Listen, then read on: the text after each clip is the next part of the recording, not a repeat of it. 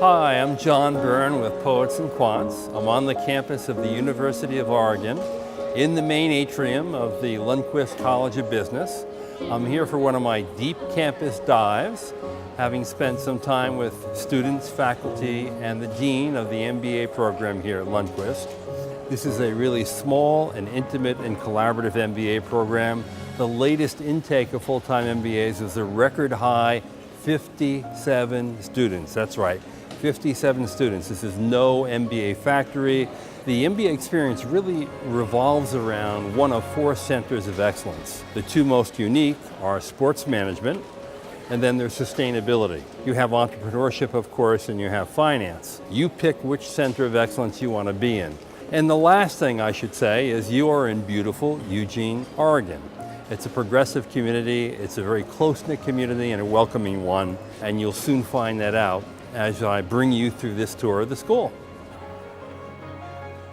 The University of Oregon MBA is at the heart about collaboration. I would say our program is extremely unique. I was extremely interested in the MBA component, but also having some sort of specialization in the field that I knew I was interested in. It's been fantastic for me. Close to Portland, close to San Francisco, there's a big tech feel.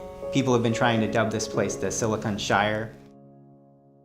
Today I'm with Monica Bray, the Assistant Dean for Graduate Programs at the University of Oregon's Lundquist College of Business. Monica, welcome. Thank you. Thank you for being here. So Monica, what are the 3 attributes of the full-time MBA program here that people should know about? I think the 3 things would be, 1, we have a really amazing collaborative enterprise. The second would be we have these centers of excellence, 4 centers of excellence.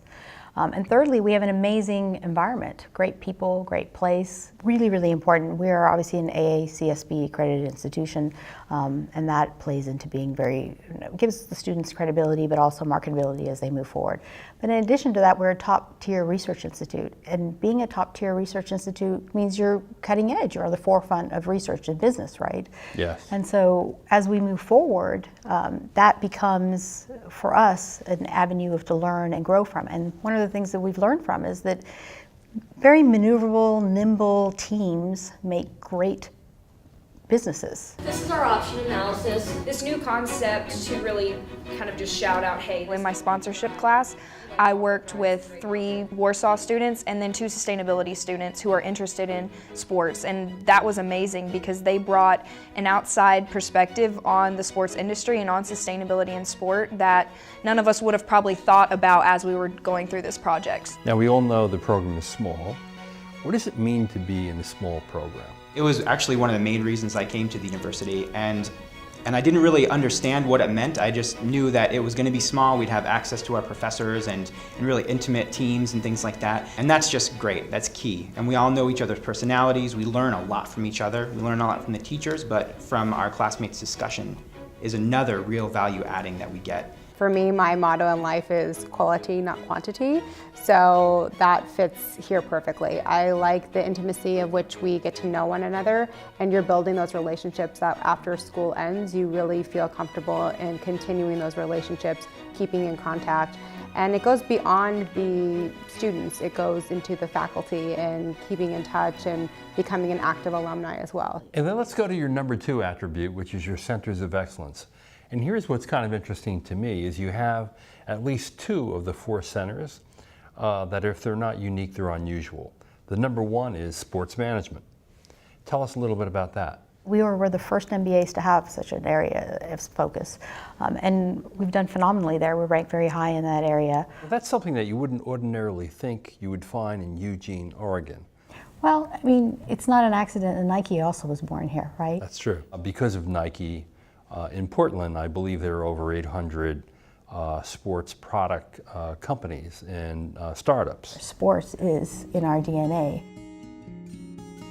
I never wanted to just go to a sports management only program. I didn't want to pigeonhole myself in that way, and I wanted to be able to kind of translate over into just a business context 10 years down the road and have that degree still mean something.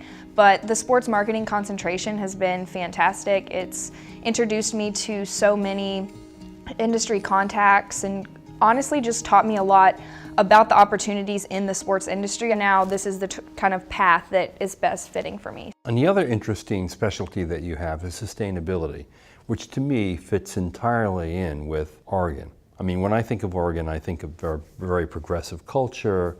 What does that track look like if you come here and you specialize in that field? What we focus on is not just short-term business profitability. We look at long-term sustainable business practices as a whole. And then in the center, you specialize more in the areas that would put you directly in that. So the supply chain pieces and the other pieces that go with that. But I think it permeates us as a kind of institution and as a college and definitely as a program. For me, sustainability has always been part of my life. My father always had solar panels and water catchment systems, and so in order to optimize that, I just figured I could jump into the business school, and the Center for Sustainable Business Practices seemed like an appropriate step. And so far it's been fantastic. It's balanced studies in sustainability with finance, which was my weakness and has been shored up now, thankfully.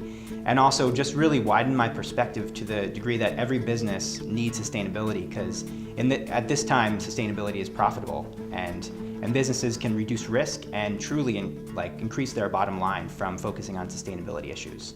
So if I specialize in sustainable business practices, am I likely to get a job in that field?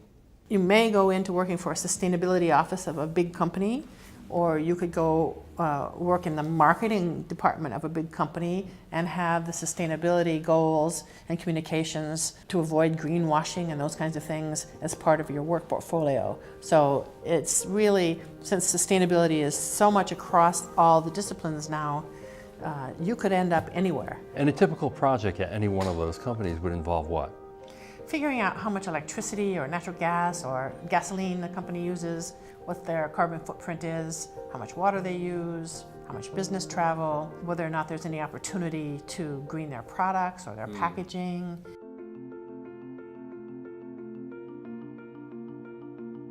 And I know the other two areas are more common in a lot of business schools. It would be entrepreneurship, which I think is your second most popular area right now. And then, of course, finance and securities analysis.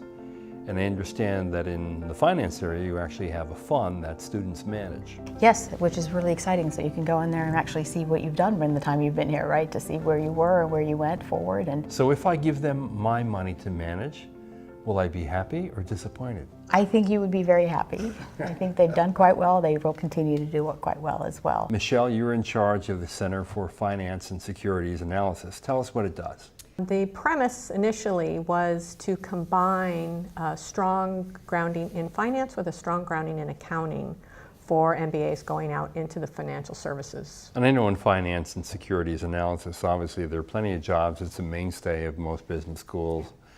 However, you wouldn't naturally think Eugene, Oregon is a place to be doing finance. They're highly marketable when they leave because of this strong combination of finance and accounting. I think, percentage-wise, the placement out of the finance center is probably the most consistent. It's very satisfying from my perspective. Sure. They come in and they go out and they get a job. Christine, you're the journalism major. Yes. You're the true poet who came here. How were those accounting and finance courses? Difficult. They were definitely challenging, but it was part of the driving factor to come back to get an MBA. I felt that that was a weakness of mine that I needed to strengthen if I really wanted to be a well-rounded businesswoman. So they were challenging, but the professors made it bearable and fun at the same time, which was much needed. Now you're in the entrepreneurship track. I am, yes. But you intend to pursue a career in marketing, right? So I was attracted to the innovation and entrepreneurship track because I think it's incredibly important to learn how to cultivate and develop an idea and take it from concept all the way to delivery. And when you are in a specifically product-focused organization, which is where I will be going, I wanted to know exactly how to see that through and successfully see it through. And you're going to Nike, Yes. where you spent your summer interning. Yes, it was 10 weeks over the summer at the world headquarters in Portland, Oregon.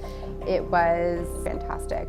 Worked on a lot of different products for the men's training category, which is where I was placed, and I'm looking forward to going back and joining the team. Now, what's your best advice to someone who wants to come and basically be in your MBA program? My best advice for this program, and maybe for others, would be to look at who you are, what your strengths are, and then look at our program and see the 4 centers of excellence and see what we do, kind of as a program as a whole, also a program with these tracks, and where is it that you perhaps kind of have this connection? Where do you interweave the threads of who you are with the threads of who we are, and where do you come together? Is there a place that comes together? Because if that's the case, we want to hear that story. That's what we want to know about you. The Oregon MBA is different because it is in a smaller town. It is in Eugene, and it's not technically a big city. With that, you have a lot of perks that come with being in a small town, and connections are just that much stronger. There's tons of fun things to do here. We're super close to nature, lots of great hikes, good food, close to Portland, close to San Francisco. We have a lot of fun here, and I think that's really important. It's an academic environment and we're learning constantly, but we're doing it in a way where we still get to work on projects that we really care about and in areas that we're interested in within our class context, and I think that's important. We go on trips and we experience a lot of fun things here. Well, I hope you enjoyed our little tour of the Lundquist College of Business. I'm John Byrne with Poets and Quants. Thanks for watching.